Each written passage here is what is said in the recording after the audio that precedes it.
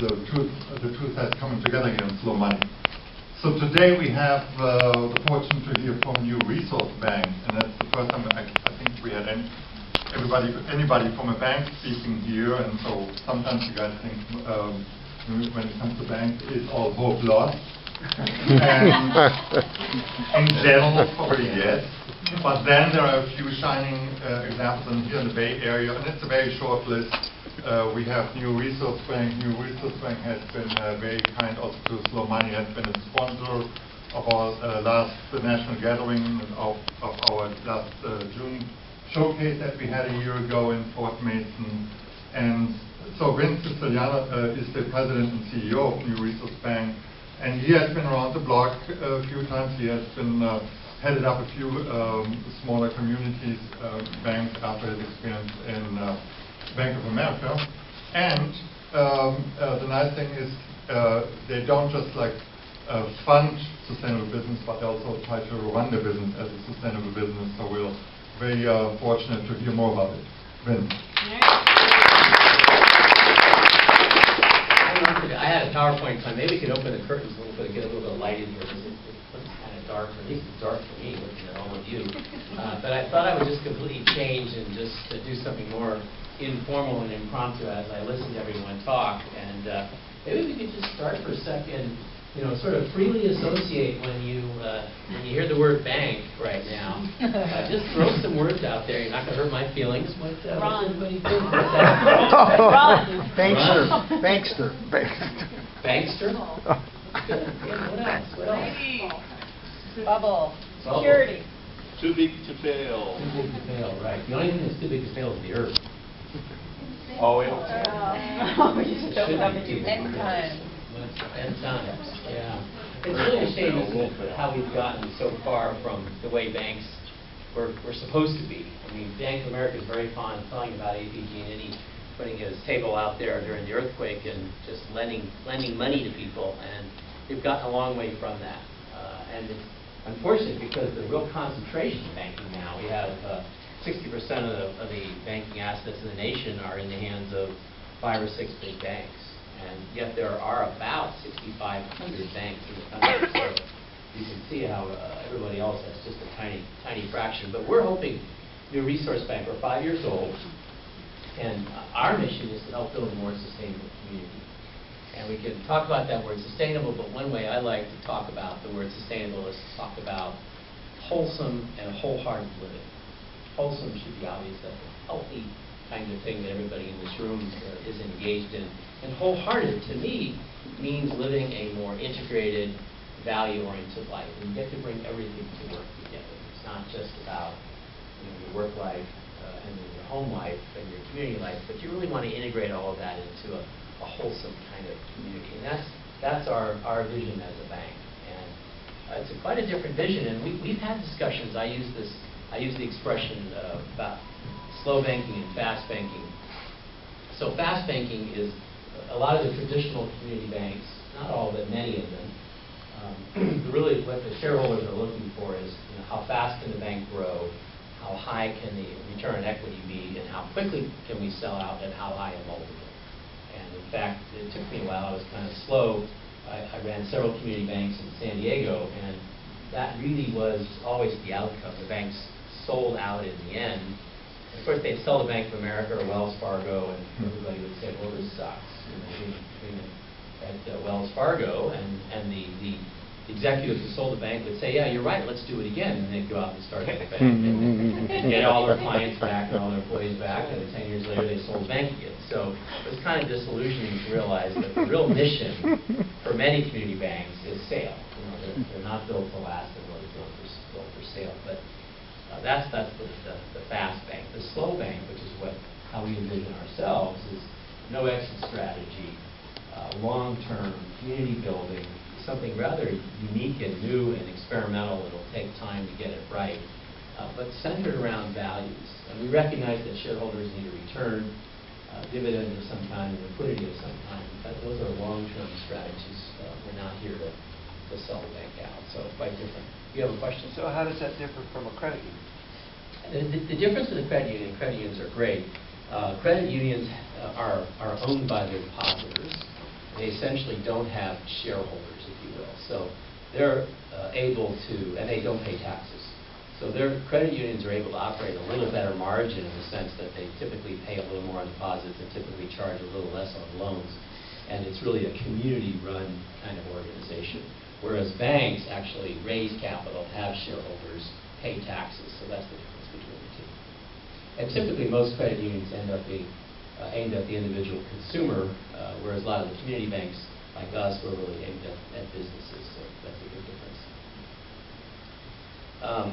You know, I guess before I talk about getting loans, it would just maybe be helpful to just talk for a second about the economics of the bank. You know, I don't know what you all think, but do you think banks, maybe the big banks you'll have a different impression about, but you know, what's your impression about how much money banks make? In other words, if you really think about it, the economics, do you have a feeling for what the average loan rate is that, let's take a community bank like us, what we would charge our clients? Any reaction what banks charge on interest rates? 8%? Yeah, it depends on the loan. I mean, for us, we probably charge anywhere from 4 3/4 to 6% would be kind of Depends on the margin of what we're charging. deposits. Well, let's talk about margin. So if our average cost of deposits is somewhere down around 0.5% in this marketplace, and let's say we're go at the high end of what I told you, so we're charging 5.5%, that would be a 5% margin, would be what we have. That's high. I would say most banks probably work at about a 4% margin. And then operating expenses, if you look at it, keep that 5% in mind, operating expenses then are, for a good bank, a well-run bank, will be around 3.5%. So 3.5%, so that leaves 1.5% left. And then typically the banks have to set aside, by regulation, a loan loss reserve every year. In fact, as soon as you make a new loan, you immediately fund a loan loss reserve for the new loan. So that could be anywhere from 0.75% to 1%. But let's just say that's 0.75%. So the bank ends up with about 0.75% left. And yes, the bank is leveraged 10 to 1. So 10 times 0.75 means the bank would earn about 7.5% on equity. You know, in this climate, I think the new norm for a really well-run bank might be as high as 10% on equity. So just to sort of put things in perspective that, the regular classic community bank that's the kind of margins and the kind of operation. It's not the same with, say, investment banking, which is another whole kettle of fish, which got us into all the mortgage banking crises and the securities crises, and which have much higher margins in terms of what they do, and which is really what Dodd-Frank is aimed at, for opening into the investment banking activities of either the independent investment banks or the big banks. So questions about those economics, does that surprise anyone or make sense to people? So it does cast the bank it's not an investor.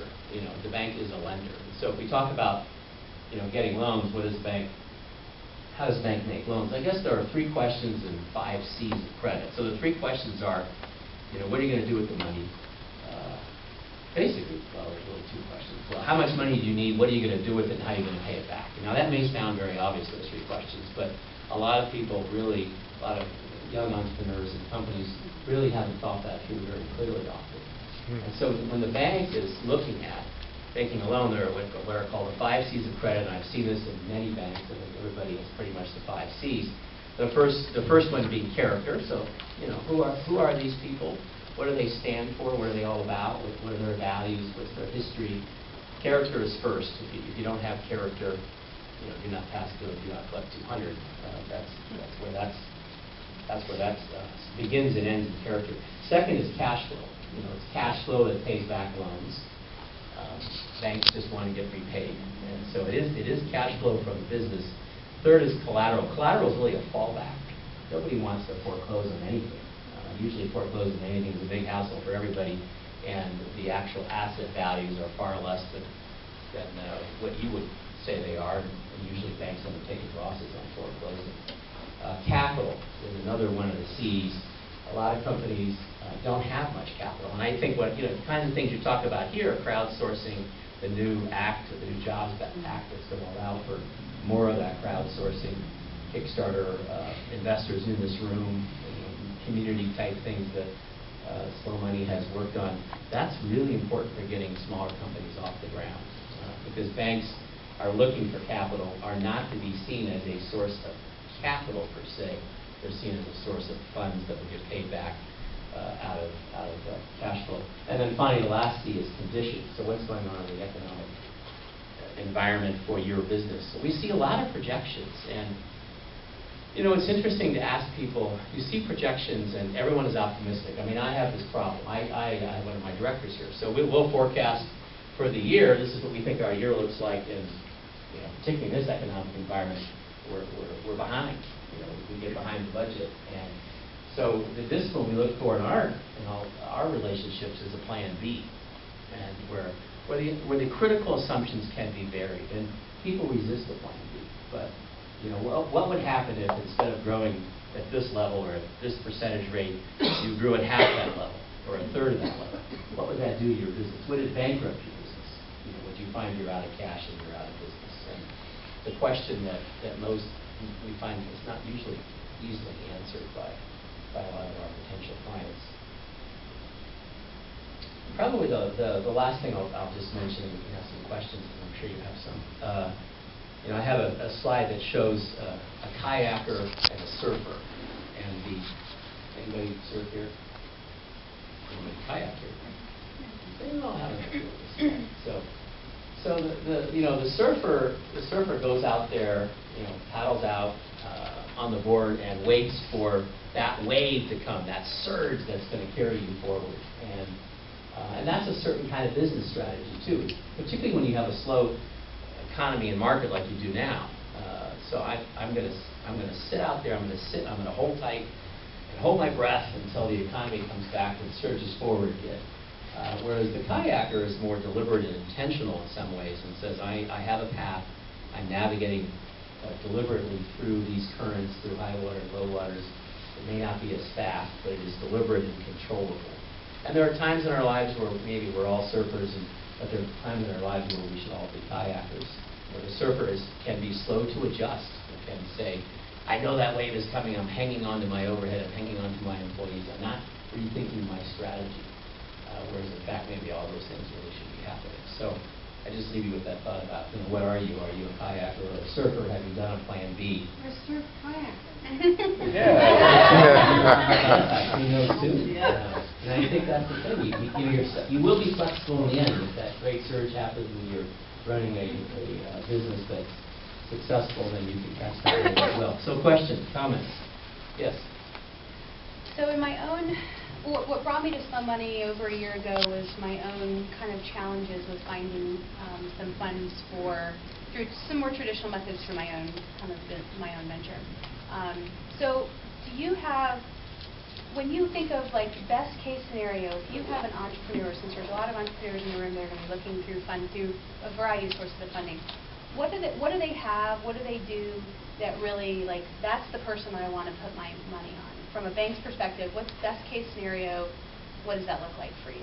See, I'm going to reframe it, because that isn't really the way we would look at it, just to be perfectly as clear as I can be. In other words, we're not trying to pick winners out of a bunch of companies and say, well, this entrepreneur is going to win and this one isn't. We're looking for companies that already have sales, already have revenues, already are at break-even or positive cash flow. So this is beyond the stage you're talking about. Typically, what we do is we refer people to a Pacific Community Ventures, to Inner City Advisors, to Lyft, which is an organization in San Francisco that works with young entrepreneurs, young companies, to any one of the community development finance CDBCs that exist, many of which have loan funds and can make small loans and can work with entrepreneurs in terms of forecasting and budgets and accounting and all that kind of stuff. So that's really where we will send people to and say, get launched there, and you become bankable when you have sales and when you have at least break-even cash flow. Is there a time limit on that? Is it a general year or two of sales? It's maybe an average, maybe not a requirement, but what do you see? I mean, the SBA won't even make loans to those two small companies. And you would think, why not? Isn't the SBA there to guarantee and do those things? The SBA typically is required 3 years of business. So, I mean, I would say it doesn't have to be 3 years, but it's not uncommon to see it take a couple years or 3 years for someone to get there. Over here? Yes? Two questions. One, I'm curious, so then what is your sort of target? What's your bread and butter loan size? And secondly, I'm curious, are you capitalized then in a different way to apply, you have a slightly more patient shareholder base. How is it different? Yeah, those are great questions. Our target is for companies, as I said, that are up and running, that have at least break-even cash flow and a minimum of $250,000 loan requirement. So that's really where our floor is at this point. We have exceptions. We work with a lot of smaller companies than that. As far as our patient investors go, I mean, candidly, I think we have some of both. Some people invested in New Resource Bank because they thought it was a cool idea. The bank would grow big rapidly and would be sold, in 5 to 7 years. Well, this great financial recession interrupted those dreams. And I've been very clear over the last 3 years that I've been with the bank that this distinction between slow money and fast money, just so that there's no ambiguity in our investors' minds about where we're going. So I think we have some of both, but I think the majority are what I would call mission-oriented investors. Yes. Okay, when you look at the national statistics for banks, basically the number of financial institutions is just dropping linearly forever, and it looks like we're actually going to an even more and more concentrated banking system. So what's your vision for what is the banking system going to look like in 10 years from now? Are we going to see actually this going back up, or what's your idea? Yeah, it's a great question. We used to have about 12,000 banks, and we're down to about 6,500. So it's fallen in half. And that's probably about 6,000 today. Well, see, that's a point of view. If you go to Canada, you have 4 major banks, and in Europe, most countries only have 2, 3, 4 major banks. So, and the argument for that is efficiency, cost of overhead, and that's several things are driving this consolidation. One is efficiency, electronics, technology. So frankly, that's become so inexpensive and so available that isn't driving it so much. Technology itself isn't driving it, but overall efficiency is.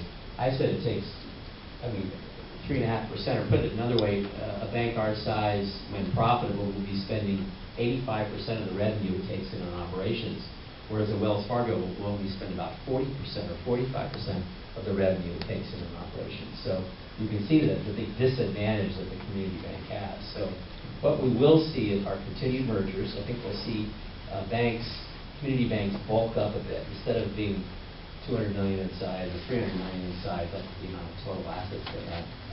You'll see community banks become $1 billion or $2 billion. Somebody mentioned the Kansas Bank, I think, at one point. That's an example of a couple of they need to be bigger than that now, but a Bank of Marin is a couple $1 billion bank. So I think we'll see community banks at that size survive.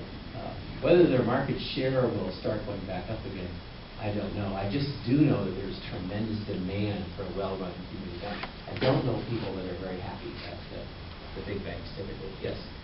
So when you say it's a community bank, does that mean that you have geographical limits in what you do?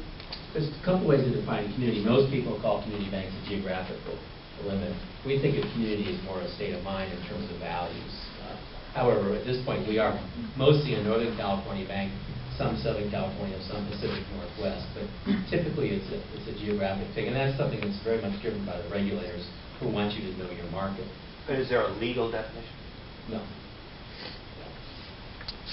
Question here. Can you speak to, too big to fail provided kind of an advantage in terms of cost of capital, because if the government is ready to back the big banks when they fail, then their risk is lower than the smaller banks that do not gamble. Can you speak to the differential in cost of capital between a smaller bank and the big banks? Yeah, it's absolutely ridiculous. It's terrible. It's horrendous, this whole too big to fail thing, because the subsidy for the big banks is enormous. It starts with cost of capital, meaning that their imputed return on equity requirement would probably be lower than community banks would be. Right now, it's really hard to say what's going on. Basel III, the new capital rules coming out of Europe, are setting minimum capital standards for all banks of all sizes. This just announced last week. So everybody's going to have about the same capital requirement. But the subsidies, for example, when the financial crisis began, the big banks were able to borrow money from the Federal Reserve at about 1/8% and turn it around and buy government securities that yielded several percent. So they had this amazing arbitrage going on for those 2 years. that, you read about how much was appropriated, but that pales in comparison to that arbitrage. And this is capitalism? Yeah, we didn't have any access to that money, so that was really a subsidy for the big banks. Now, the thing is, everybody agrees that too big to fail should go away, and the big fight between the Republicans and the Democrats is that, they each point, the Republicans point fingers at the Democrats and say, you really want to maintain too big to fail. Nobody wants to maintain too big to fail. The question is, if you really go back to that era of a couple of years ago, not era, that time of a couple of years ago, we're still in that era, and think about it, if a Citibank had failed, or Bank of America had failed, it would have been catastrophic in the markets. And so I believe the government had to step in and do something that was orderly. I think they could have done it in a much different way. I think they could have had orderly liquidations. I think there could have been a much higher price to be paid by those banks. I think they could have broken up. A lot of ways it could have been done differently, but I don't think they could have allowed trillion-dollar financial institutions to fail overnight. Yes. Did I answer that question? Yes. Sort of. Okay. Yes. Yeah, go ahead. Yeah, so I'm asking myself, what is actually the takeaway for us in slow money investments? And let me give it a try, because a lot of the opportunities and needs that we're looking at right now with our private slow money investors and entrepreneurs who come here are probably below the size and earlier than you typically deal with. Nevertheless, there are some companies who have been on our stage, for example, Vegetable and Lotus Foods, who also got funding from new resource banks. So for us, and for me as a slow money investor, that's actually interesting to know, because very often if we come in earlier with smaller sizes, it's never the case that a company, when they're successful, they only need a capital injection just at the very beginning and they're up and running. Usually it's actually when they're successful and growing and establishing and getting into Whole Foods and have more distribution, the capital injections actually that they need are even getting bigger and they're more mature. Right. And for us, it's actually good to know that that's usually then beyond our size, that there actually is an institution that actually takes it basically over at that point and comes in at a more mature stage of the company at a bigger bite size. Right. So two things. You make a good point. As companies grow, that's when you really need financing and capital. The faster you grow, the more you probably need money, which you keep working capital. That difference between payables and receivables. So, there are certain industries that we really know a lot about. All kinds of energy, solar alternatives. Technology around that, a lot of organic food companies, nonprofits, energy retrofit, lead construction. These are things that some of the other banks don't know much about, and so they'll look at it and they'll just see it as a big ball of risk, and we'll say, well, it's not a big ball of risk. We can parse that into pieces. We get these various sections. So that is one good point. The other is, and you all know this, but I like to ask the question to everybody, where does your money spend the night? With you. Right. I'm on the street. In the strategy. I'm on the street. Working. Well, on the street. Yeah. It works on stuff that may not be so good. Yeah, exactly. So it's not in your mattress, right? And it's not in the vault. The banks don't keep anything out of the vault in our bank. We have a locked closet and some rather minor amount of change. It's really bad. But the money all goes somewhere, and so it's out there. What's it doing? Who's it financing? Who's it supporting? And so everybody's account is a vote for the kind of community you want. So we talk about when we talk about slow banking, slow money, slow food. You want to look for community banks, credit unions, people that have values that line up with what you're doing. So that's another answer to your question. Am I out of time? Go ahead. Yeah. Maybe one more question here. Oh, yes. So for the entrepreneurs that aren't quite at that level, it's probably good to develop a relationship anyway, so that when they do need the money, what kind of activities do you suggest to engage people at this level so that when they are ready, oh, I know you, come on in. Right, no, exactly. I mean, we have a lot of relationships.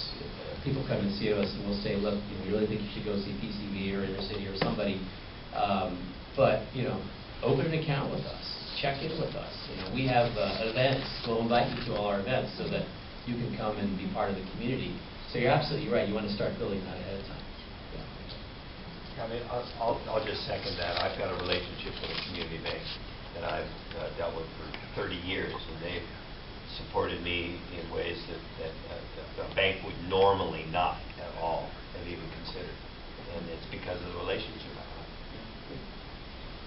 Thank you, everybody. Thank you.